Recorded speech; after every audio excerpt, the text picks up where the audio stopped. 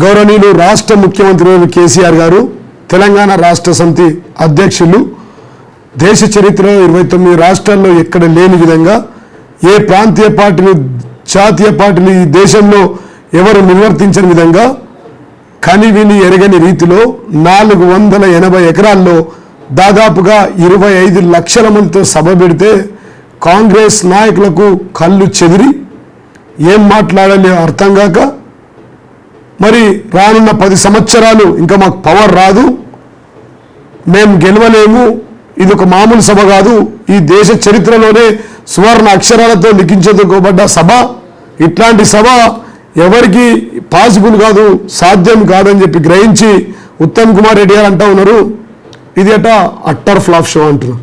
మేమంటాం మరి 25 లక్షల మంది తీసుకొస్తే ఇది అట్టర్ ఫ్లాప్ అయితే, మన రాహుల్ గాంధీ వచ్చినప్పుడు 4000 మంది వచ్చారు, అదేం షోనో వారే చెప్పాలని చెప్పి సందర్భం తెలియజేస్తాను. మేము గౌరవనీయులు రాష్ట్ర ముఖ్యమంత్రి కేసీఆర్ గారు ఈరోజు ప్రజాస్వామ్యంలో ప్రజలే న్యాయ నిర్ణేతలు, ప్రజలకు మరి జవాబుదారితనంగా 4.5 సంవత్సరాలు మేము ఏం ప్రజా సంక్షేమం చేశాం, ఏం అభివృద్ధి చేశాం తెలియజేయడానికి ప్రగతి నివేదన సభ పెట్టి మనం ప్రవేశపెట్టినటువంటి 450 సంక్షేమ అభివృద్ధి పథకాలను ప్రగతి నివేదన పత్రం తయారు చేసి ప్రజలకు అందజేసి 25 లక్షల మంది సాక్షిగా గౌరవ ముఖ్యమంత్రి కేసీఆర్ గారు రైతులకు మేము ఏం చేశాం, మహిళలకు మేము ఏం చేశాం, యువకులకు మేము ఏం చేస్తా ఉన్నామో తెలియజెప్తా ఉన్నారు. చాలా స్పష్టంగా ఈరోజు నిన్నటికి వచ్చిన సభలో రైతులు మాట్లాడుతూ ఉన్నారు, అయ్యా గౌరవ ముఖ్యమంత్రి కేసీఆర్ గారు 24 గంటల కరెంట్ ఇచ్చినందుకు మేము ఈ సభకు తరలి వచ్చాం, అయ్యా ఎకరానికి 4,000 రూపాయల పెట్టుబడి ఇచ్చినందుకు మేము ఈ సభకు తరలి వచ్చాం, 5 లక్షల బీమా పథకాన్ని అందజేసినందుకు ఈ సభకు వచ్చాం, అదేవిధంగా మరియు 1,00,000 రూపాయల రైతుల రుణమాఫీ చేసినందుకు ఈ సభకు వచ్చాం, మా ఇంట్లో మా బిడ్డకు పెళ్లి చేసినందుకు కళ్యాణ లక్ష్మి షాదీ ముబారక్ ద్వారా 1,110 రూపాయలు ఇచ్చి పెళ్లి చేసినందుకు ఈ సభకు వచ్చాం, వృద్ధులు, వికలాంగులు, బీడీ కార్మికులు, వితంతులు, అయ్యా మాకు నెలకు 1,000 రూపాయలు 1,500 పింఛన్లు ఇస్తున్న ఒక తండ్రిగా, అన్నగా, తమ్ముడిగా భావించి పింఛన్లు ఇస్తున్న గౌరవ ముఖ్యమంత్రి కేసీఆర్ గారు చెప్పే మాటలు వినడానికి మేము వచ్చాం. మేము ట్రాక్టర్లో తరలి వచ్చాం, సుమోలలో తరలి వచ్చాం, మేము బస్సులలో తరలి వచ్చామంటే కొంతమంది నాయకులు అంటూ ఉన్నారు, కళ్ళు లేని కబోదలుగా మాట్లాడుతున్నారు.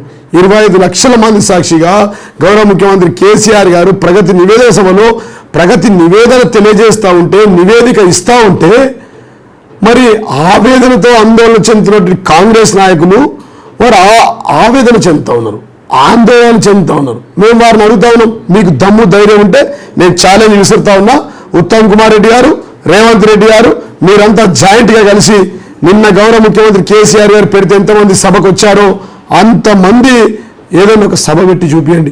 ఈ దేశ చరిత్రలో జవహర్ లాల్ నెహ్రూ నుంచి నిన్నటి చంద్రబాబు వారికి పడితే ఏ ప్రాంతీయ పార్టీ కానీ జాతీయ పార్టీ కానీ ఇట్లాంటి సభలు గతంలో ఇప్పుడు చేశారా?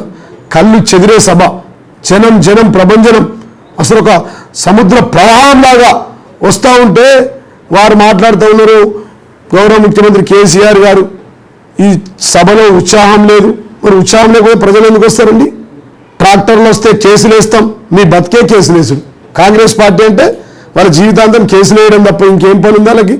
రేవంత్ రెడ్డి అంటారు ట్రాక్టర్లలో వస్తూ ఉన్నారు, అధికారుల సంగతి చూస్తాం, ట్రాక్టర్ల మీద వచ్చిన ప్రజలపై కేసులు వేస్తామంటే మేము వారిని అడుగుతా ఉన్నాం, ట్రాక్టర్లు రాకపోతే నీలాగా బెంజ్ కార్లు ప్రజలకు రైతులకు లేవు కదా, నీలాగా ఆడి కార్లు లేవు కదా, నీలాగా పెద్ద కార్లు మా రైతులకు లేవుగా. రైతులు కృతజ్ఞత భావంతో, ప్రజలు కృతజ్ఞత భావంతో, మహిళలు కృతజ్ఞత భావంతో మా సభకు తరలి వస్తే వారంటా ఉన్నారు మేనిఫెస్టోలో పెట్టిన అంశం. ఎస్, 100కు 100% చెప్తా ఉన్నాం, 450 సంక్షేమ పథకాలు పెట్టాం, మళ్ళీ రేపు రానున్న రోజుల్లో మమ్మల్ని ఆశీర్వదించండి, ఈ పనులు చేశాం, మళ్ళీ గెలిపిస్తే ఈ పనులు చేస్తామని చెప్పి తెలియజెప్పాం.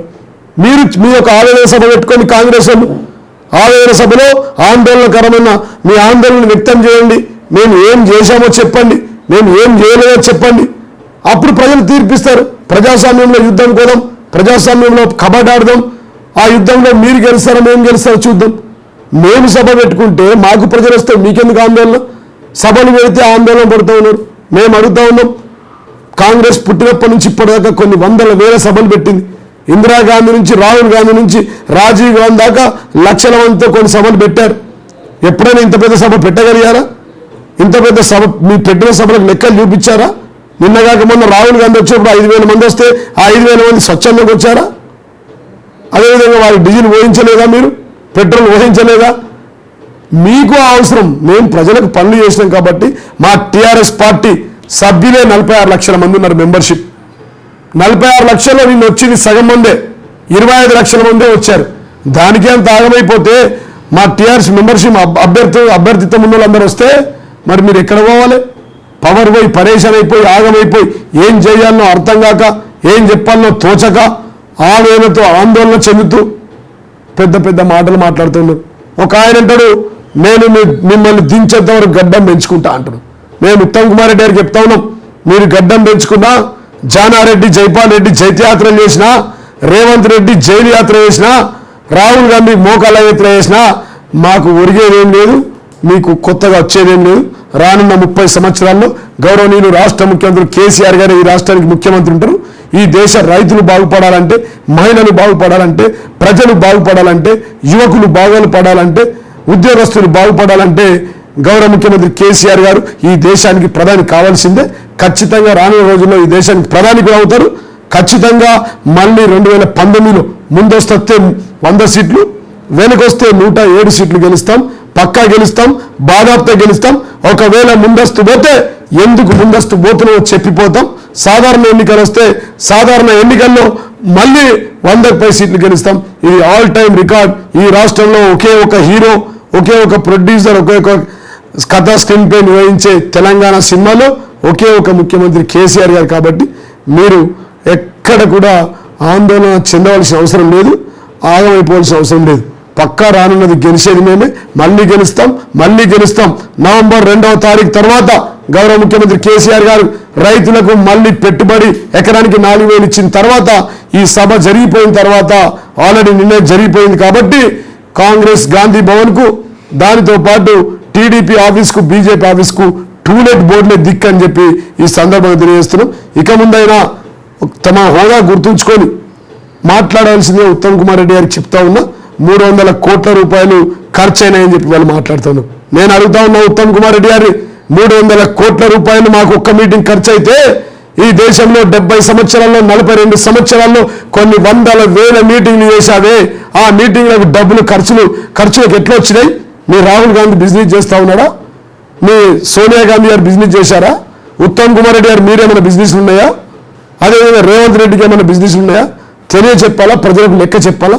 మీ లెక్కలు చెప్పిన తర్వాత, మీ లెక్కలు తేల్చిన తర్వాత గౌరవనీయులు రాష్ట్ర ముఖ్యమంత్రి కేసీఆర్ గారు తలపెట్టినటువంటి ప్రగతి నివేదన సభకు, నిన్న జరిగిన సభకు పెద్ద ఎత్తున దేశ చరిత్రలో ఆల్ టైమ్ రికార్డులో ఉండే విధంగా, కనివిని ఎరగని విధంగా 480 ఎకరాల్లో దాదాపు 25 లక్షల మంది పెద్ద ఎత్తున తరలి వచ్చిన టీఆర్ఎస్ నాయకులకు, కార్యకర్తలకు, ప్రజాప్రతినిధులకు మరియు తెలంగాణ రాష్ట్ర ప్రజలకు, సంపన్న వర్గాలకు ఆ సభను సక్సెస్ చేసి మరి దేశ చరిత్రలో గౌరవ ముఖ్యమంత్రి కేసీఆర్ గారి యొక్క పేరు సువర్ణ అక్షరాలతో లిఖించబడే విధంగా ప్రగతి నివేదన సభను విజయవంతం చేసిన తెలంగాణ ప్రజలకు, మరి ఇతర రాష్ట్రాల నుంచి కూడా విచ్చేసిన ప్రజలందరికీ కూడా హృదయపూర్వక పేరున ప్రతి ఒక్కరికి పాదాభివందనాలు, ధన్యవాదాలు తెలియజేస్తా ఉన్నాను.